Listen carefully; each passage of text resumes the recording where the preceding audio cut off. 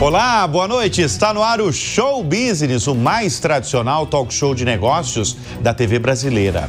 E no programa de hoje vamos receber Natália Garcia, CMO do Bradesco e responsável por um time de 400 profissionais que cuidam do marketing de uma das maiores instituições financeiras do Brasil. Vamos conversar também com Tomás Manzano, presidente da Copersucar, líder global na comercialização de açúcar e etanol e um dos grandes nomes do agronegócio brasileiro. Eu sou Bruno Meyer e seja muito bem-vindo ao Show Business que começa em instantes.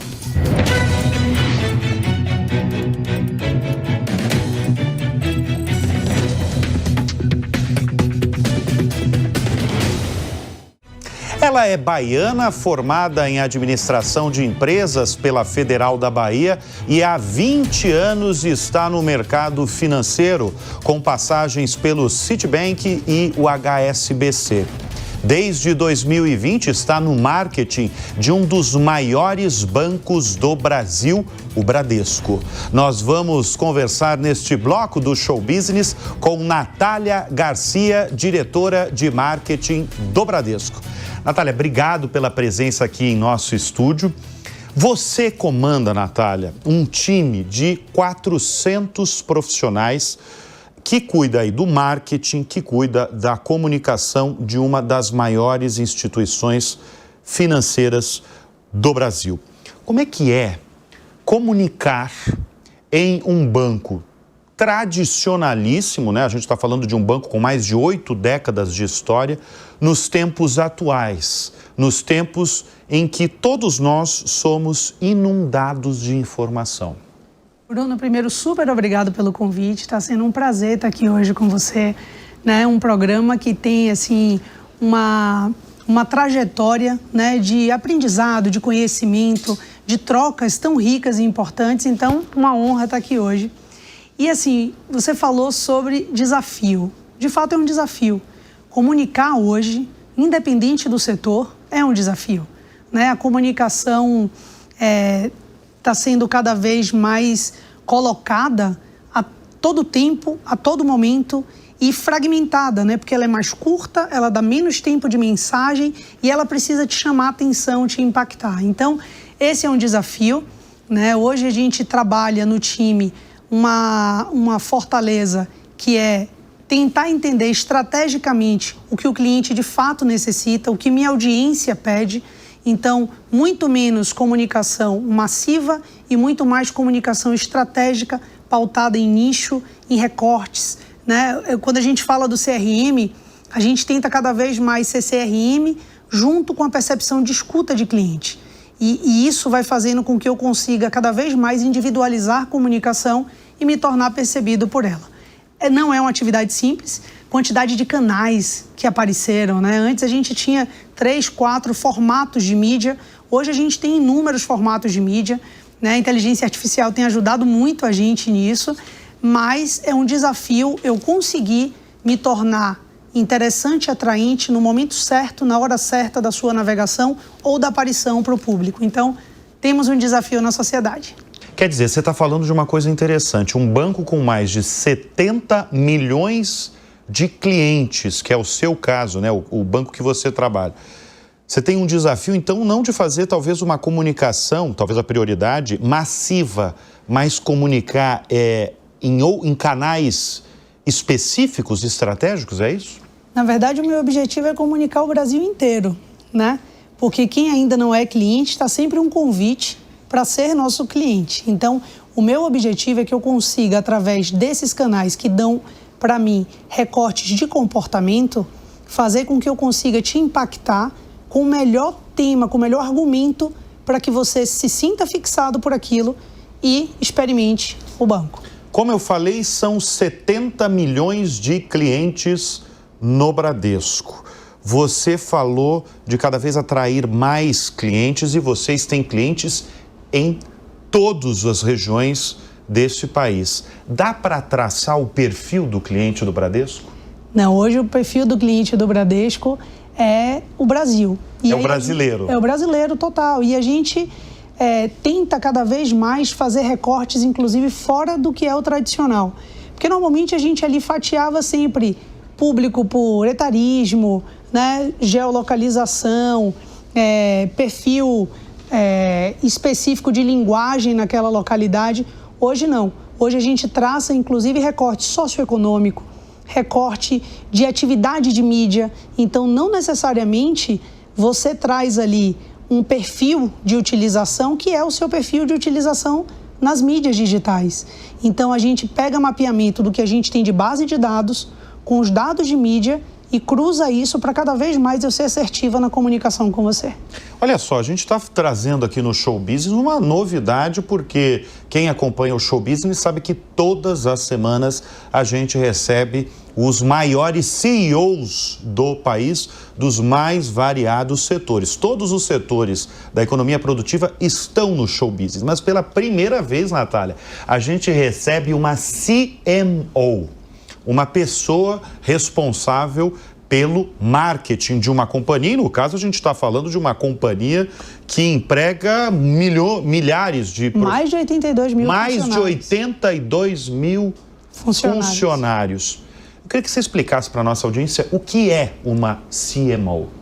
Então, a terminologia, né, que é a diretora de marketing ali, CMO... É uma diretora de marketing. Isso, é o Chief Marketing Officer. Então, é uma expressão, né, trazida como CEO, como CFO, como COO. A gente tenta fazer aí algumas traduções, né, e adaptação. E o mercado de marketing terminou que intitulou ali o líder da comunicação como CMO. E é aquilo que eu te falei, é uma função que tem muito a ver com a estratégia do negócio, né? Não só com comunicação, mas conectar a comunicação, a business e a cliente. Quando a gente fala com pessoas ligadas ao marketing de companhias, muitas vezes ela tem uma formação similar. Ou é formada em marketing, ou é formada em comunicação. Você, como eu apresentei, você é formada em administração de empresas, você tem uma trajetória notável, ascendente no mercado financeiro e, de repente, você para na área de marketing, na liderança máxima dessa área. Como é que você atingiu? Como é que você parou nessa cadeira? Não, e mais, você não trouxe ainda o antes da atividade financeira. Qual que é o antes? Quando eu começo na indústria de metalmecânica. Ah, tem essa indústria ainda em Salvador. Exatamente. Então, eu começo em metalmecânica, trabalho em auditoria financeira, fiquei em metalmecânica há 9 anos, né, que foi uma super escola para mim. Trabalho em auditoria financeira por 2 anos e depois eu vou em banco, lógico que com a história lá dentro do banco, que eu percorro muito mais as áreas de comunicação, né? Passo por corretora de valores também, e aí vou para o marketing em 2020. Então, eu acho que, às vezes, a gente não projeta tanto o caminho, mas a gente tem que estar sempre preparada para um próximo passo, né? Para um novo aprendizado, e isso eu acredito muito.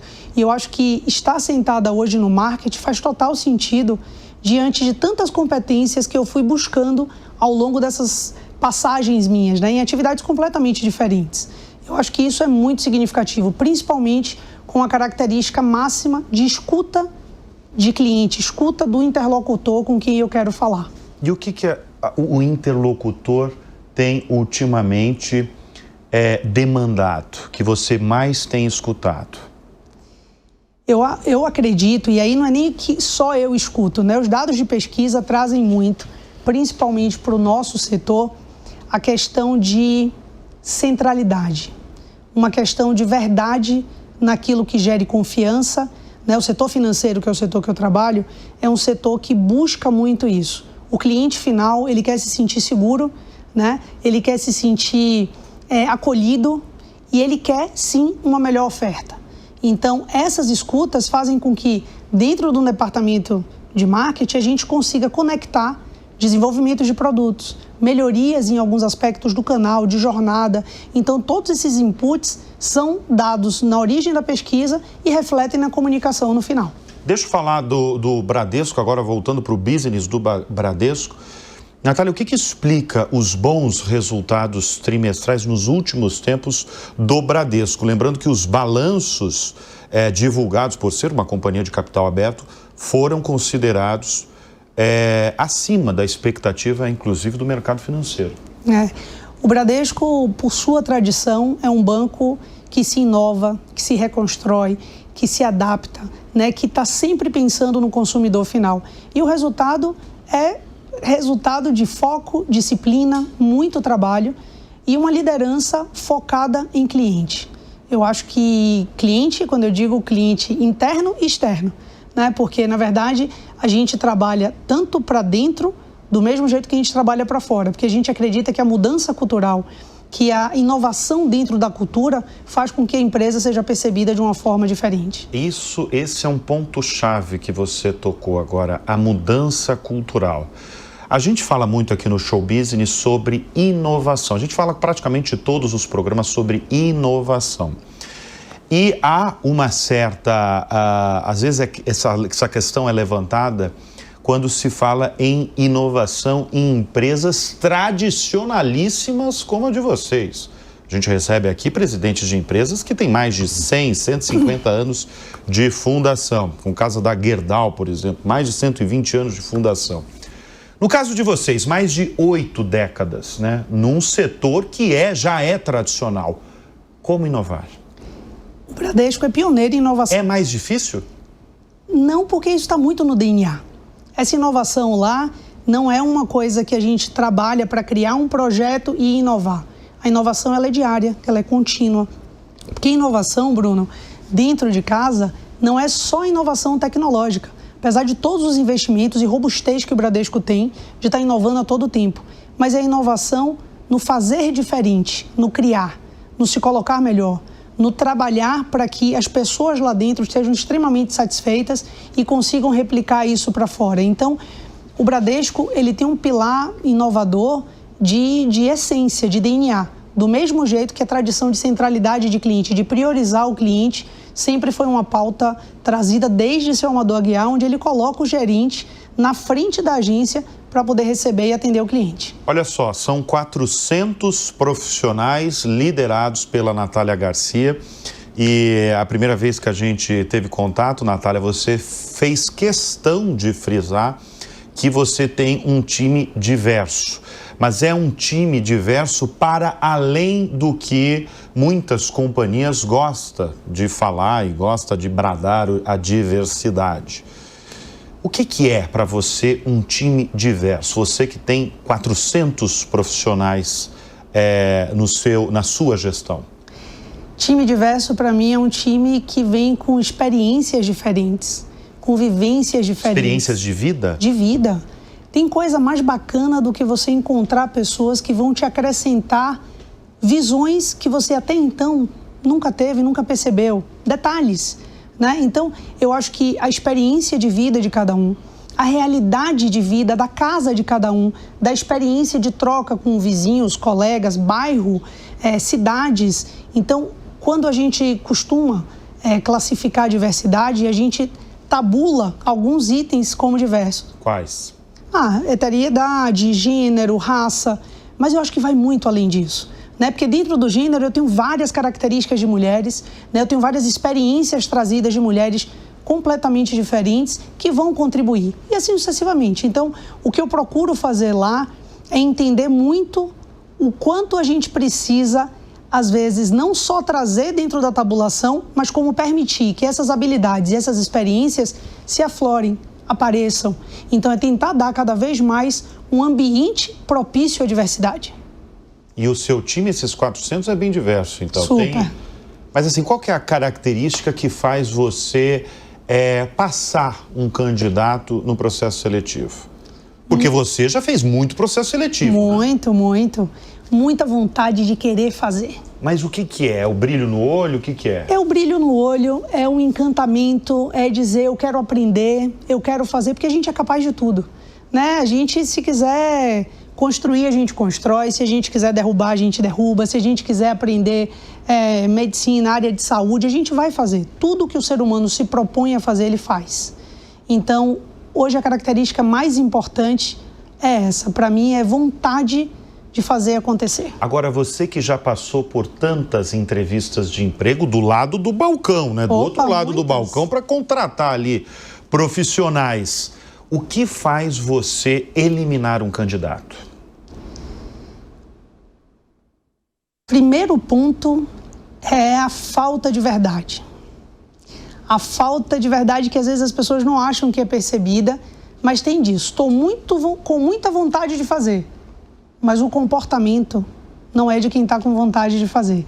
Então, os exemplos, todos os bate-papos, eu costumo trabalhar aqui, todas as entrevistas que eu faço, elas são extracurriculares. Inclusive, quando eu me apresento nas palestras, eu falo muito sobre isso. Porque o curricular, você está ali no LinkedIn, você entra e olha. Não precisa, né? Não precisa. Mas contar sobre aquilo que você acredita, sobre aquilo que você vai contribuir, sobre o que você quer fazer, estudar minimamente a empresa que você está trabalhando, entender o quanto aquilo faz sentido no que você quer para a sua vida, isso para mim é uma coisa super importante em qualquer processo seletivo.